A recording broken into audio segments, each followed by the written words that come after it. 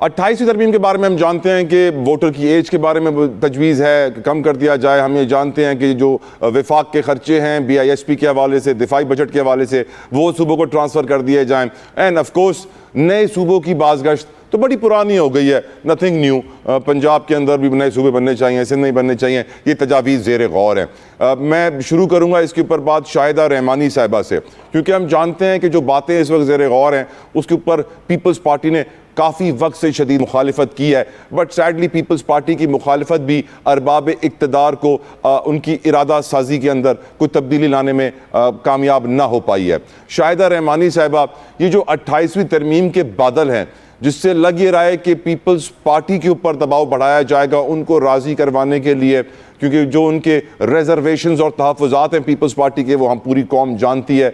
नए सूबों के हवाले से, 18वीं तरमीम को रिवर्स करने के हवाले से, NFC फार्मूला चेंज करने के हवाले से। शाहिदा रहमानी साहिबा, क्या मुस्तकबिल देख रही हैं आप 28वीं तरमीम का और उसके साथ पीपल्स पार्टी का? जी बहुत शुक्रिया जतोई साहब। देखिए 27 के बाद 28वीं तरमीम तो आनी, और आपको याद होगा कि जिस दिन 27वीं तरमीम पास हो गई थी उस दिन बात शुरू हो गई कि जी बस विद इन ए मंथ जो है वो 28वीं आ रही है। फिर ये हुआ कि 2 महीने के बाद आ रही है, फिर 3 महीने के बाद, फिर कुछ अरसे के लिए बादल छट गए, और फिर अब फिर दोबारा से जोरों शोर के साथ इस पर बात हो रही है।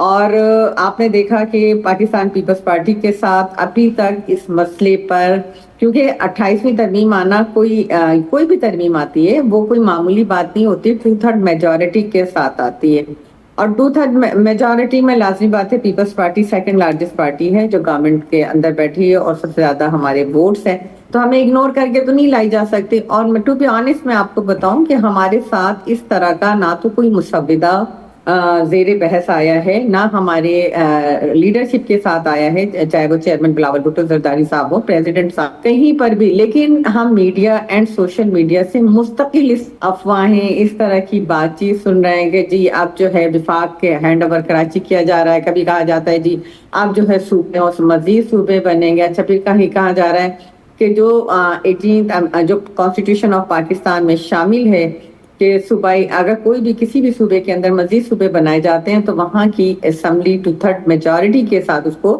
पास करती है, तो वो सूबा क़याम जो है वजूद अमल में आता है। लेकिन आपने देखा कि वो भी एज सच, और फिर ये कहा गया कि उस तरमीम को भी चेंज किया जा रहा है। तो इतना सब कुछ हो रहा है, सारी चीजें हो रही हैं, और अभी तक जो है लीडरशिप के साथ डिस्कशन नहीं हुई, तो ये एक सवालिया निशान है। अब जबकि बजट की आमद है, आपने देखा कि अभी रिसेंटली इजलास खत्म हुआ। पहले ये था कि जो इजलास बुलाया गया है नेशनल असेंबली का, उसका मकसद ये है कि उसमें 28वीं तरमीम आ रही हो, बस अब आते ही पास हो जाएगी।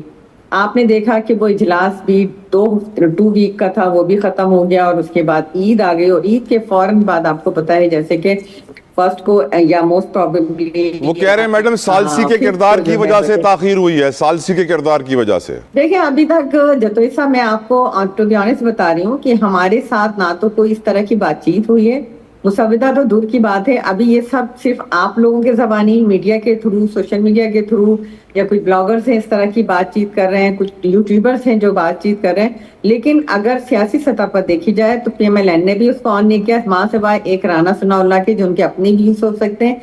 बाकी आपने देखा कि जितने भी हुकूमती मैडम मेरा एक सवाल है ना मैडम, पीपल्स पार्टी क्यों नहीं राना सनाउल्लाह से सवाल पूछ सकती कि आप इतनी तजावीज़ जो ये इंपॉर्टेंट जो आप आपस में डिस्कस कर रहे हैं या आप टेलीविजन पे भी डिस्कस कर रहे हैं, हमसे क्यों नहीं कर रहे, क्यों नहीं पूछ सकती? देखिए हर शख्स को आज़ादी इज़हार राय का हक है, अगर वो बात करता है तो ये लाजमी नहीं कि मैं उनसे जाके पूछूं। हाँ, अगर हमारी लीडरशिप की गवर्नमेंट के डेलीगेशन के साथ आप देखते हैं कि मुख्तलिफ वफूद की बात होती है तो उसमें ये चीजें आती हैं कि जी आपके वफाकी वजीर ने ऐसी बात की, ऐसा क्यों हुआ, ये सारी चीजें होती हैं।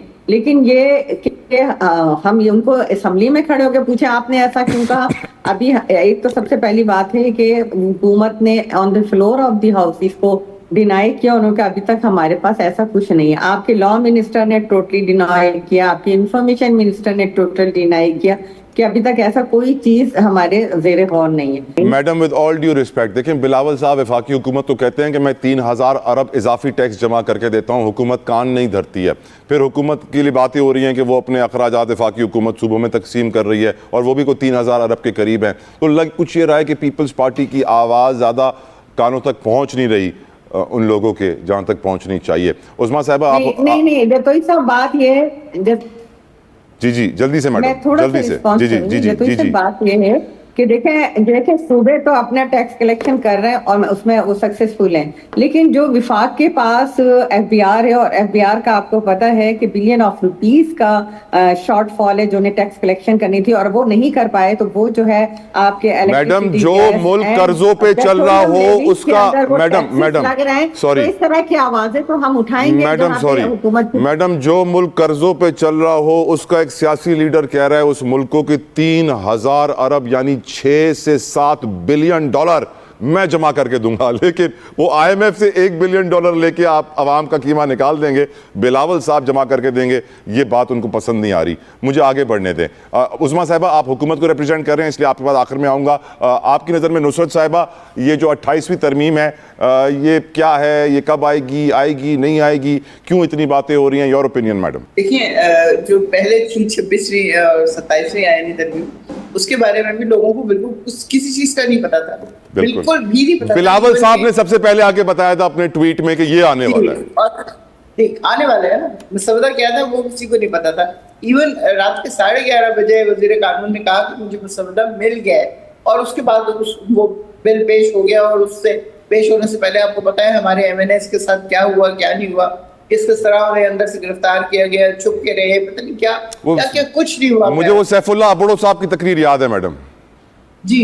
तो उसके बाद फिर आप ये देखें कि अब जो 28वीं आईनी तरमीम है उसका कैसे पता होगा किसी को, जब वजीर कानून को खुद नहीं पता होता कि क्या आ रहा है क्या नहीं आ रहा, उनको एक चीज दे दी जाती है और उस पर वो साइन कर देते हैं, बात खत्म हो जाती है।